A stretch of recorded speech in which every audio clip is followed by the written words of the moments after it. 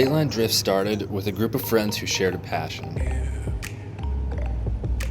Because of that mindset, priority number one has always been have fun with good people. It's never mattered how long you've been driving, how much experience you have, how fast your car is, or how well it's built.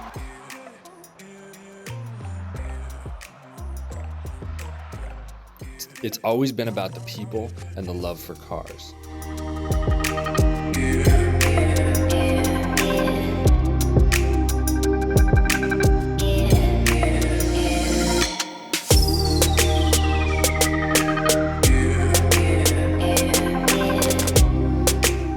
Get out there, run whatever you have, and have a blast. Literally, run whatever you have.